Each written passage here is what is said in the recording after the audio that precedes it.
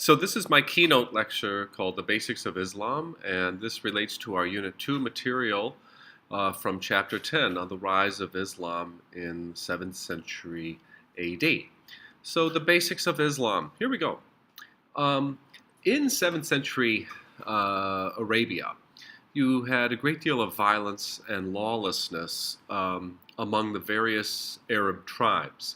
Um, the tribal culture was very strong, so people identified with their family and then their clan and then their tribe. So there was no national loyalty. People didn't think of themselves as Arabs, rather they identified by their clan tribe, their tribal clan, so to speak. Okay, um, and so there was a great deal of violence and lawlessness that would often break out in these rivalries among the different clans.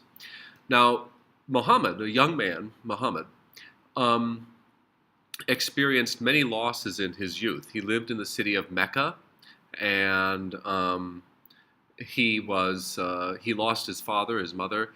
He was raised by an uncle, and Muhammad actually went into merchant business. He became a merchant, which would mean that he would have a degree of literacy. He was well educated, okay, for his time.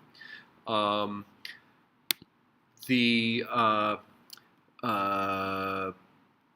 interesting thing, though, about Muhammad, in addition to being a very wise merchant, was also very spiritual. Muhammad was a man who seemed to be seeking something greater, responding to something greater, and he spent a great deal of time in prayer. Outside of the city of Mecca in the desert, Muhammad would visit a certain cave where he could be in solitude and quiet, and he could pray and meditate. Okay, and so the story is that one night while praying, the angel Gabriel came to him and ordered Muhammad to recite.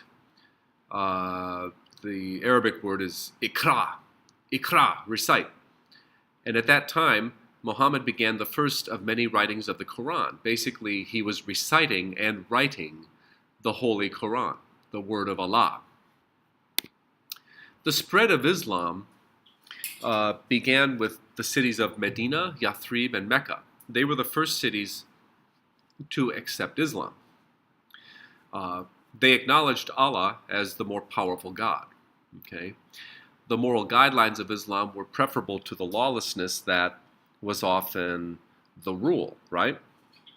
If everything was lawless, the moral guidelines of Islam were certainly preferable. Were certainly a solution to lawlessness. But it's also the fact that the Arab tribes respected Muhammad and his military might.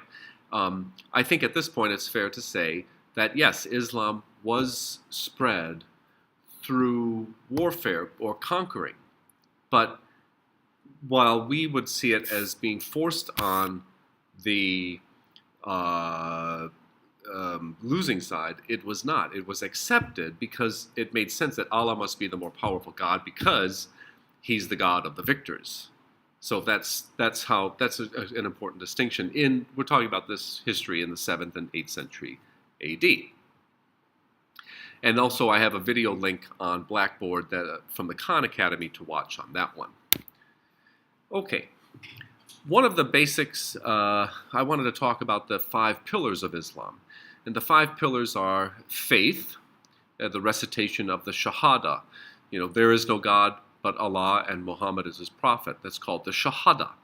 And it's the first pillar. In other words, this is the ranking, 1, 2, 3, 4, 5. The first pillar is faith.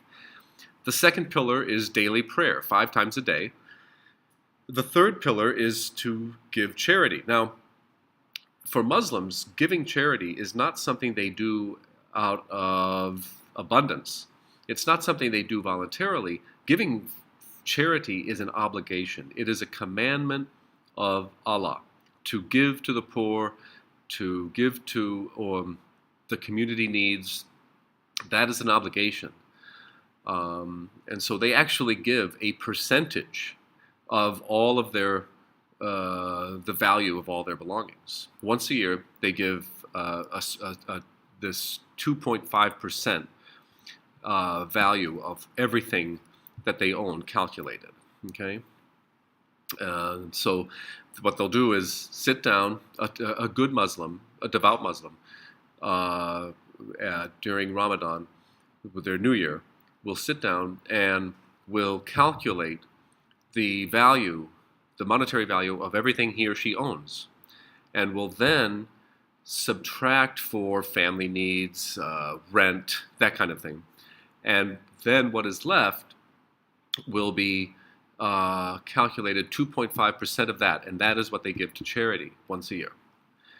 The fourth pillar is fasting during the month of Ramadan, fasting from sunup until sundown, fasting every day of Ramadan from sunup until sundown. Now, after sundown, the Muslim community or the family or the individual will eat. In fact, every day during Ramadan, once the sun goes down, they eat a big meal, but they're fasting from food and water from sunup until sundown every day of Ramadan, the month-long Muslim New Year.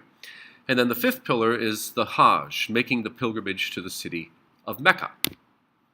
Now, Muslims pray facing the shortest distance to Mecca. Much like Jews and Christians, they used to pray by facing the city of Jerusalem. And so people often think that Muslims pray facing east. That's not entirely true. Muslims will pray facing whatever is the shortest distance to Mecca. And so, I know Muslims in Canada who pray facing north because, geographically, because the earth is round, the shortest distance is actually over the North Pole. And so I know Muslims who pray facing north. I know some who pray facing northeast and so forth. Muslim prayer times follow a very set schedule: morning, noon, mid-afternoon, evening, and night. Okay, and we have something similar actually in the Christian church as well. We have the same 5 prayer times. Many Muslims try to make the pilgrimage, the Hajj, to Mecca at least once in their lifetimes. It's not uncommon for many Muslims to make the pilgrimage later in life when they are older. Maybe in their 50s or maybe in their 60s. And it's usually done through organizations. So you travel usually in a group of pilgrims, okay, to visit the holy city of Mecca. Now, Mecca is the holy city, and what you see in the picture is the central mosque, and in the center of the mosque is the Kaaba, which is the square cube building you see in the center. The Kaaba is the holy site. It's reputed to have been built by Abraham. Okay, and so that's important to note that Muslims, Jews, and Christians are all considered to be people of the book, and so Islam is the youngest of the great monotheistic religions. Islam is monotheistic. There is no God but Allah. Okay, but Muslims consider Jews and Christians to be fellow believers in Allah, in God, and that throughout Jewish scriptures and throughout Christian scriptures, there have been revelations, but Muhammad is the final prophet. Muhammad is the greatest of the prophets. So Moses and Jesus were both prophets of Allah, but Muhammad is the greatest of the prophets. He is the final prophet. Visiting the city of Mecca, anyone can visit the city of Mecca, but only Muslims may enter the central mosque, which is the holiest site.